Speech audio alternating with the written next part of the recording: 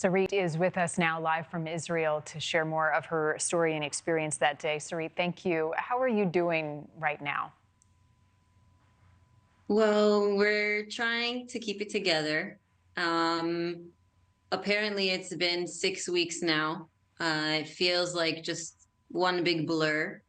I actually came back from school today. I taught in the elementary school we have opened up here for 64 of the kids on the kibbutz.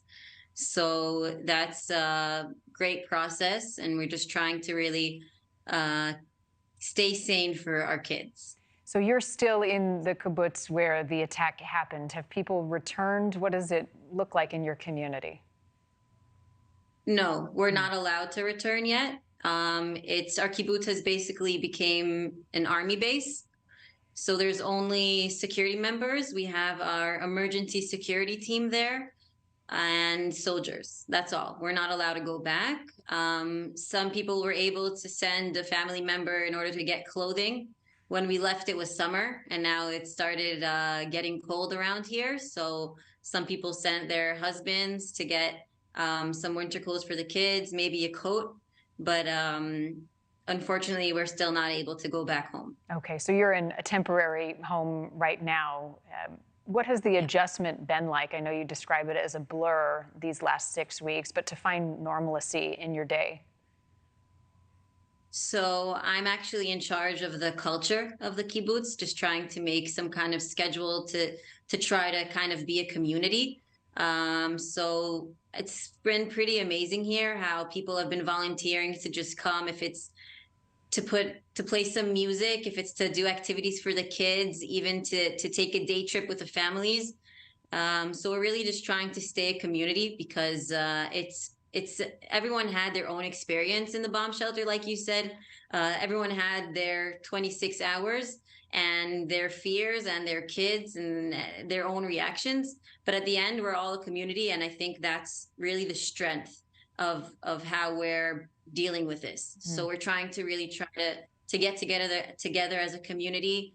If it's activities or if it's things that are more therapeutic that we're in need of now. So that's kind of what we're focusing on, just trying to stay community and help out who needs help and stay together and stay strong. You mentioned the 26 hours while you were in your safe room. What stands out to you now, all this time later, about the fear of that moment with your baby girl with you?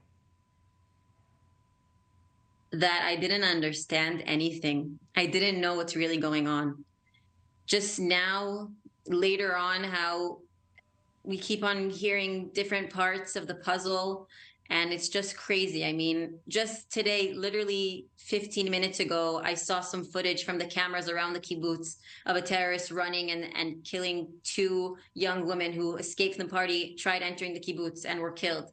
And unfortunately, I saw this footage. I've been trying not to see this gory footage, but it's my home right outside our gate. And it's just horrifying. I mean, we weren't experiencing it fully. I mean, I guess it was just some kind of survival mode that we were put into, the adrenaline that completely like took me out, and I wasn't aware of really what's going on. I mean, I did feel fear, and I did feel that these might be my last moments, and I don't know if I will survive in a few minutes but I guess there was something that the survival mode that just we didn't understand really what was going on outside, and how big of a war was right outside our window. I mean, in the beginning, I saw like while we were trying to read the news, trying to get a picture of what's going on, it said like 125 terrorists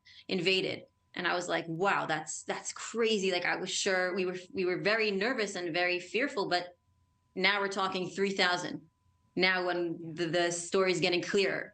I mean, if I would have known 3,000, I don't know. I don't know how I would have reacted. Well, you did survive. You had your little girl with you, and now you're teaching school, and you're in charge of the day-to-day in your kibbutz where you're temporarily staying. So thank you for sharing part of your story, tragic as it is, with us here in the U.S.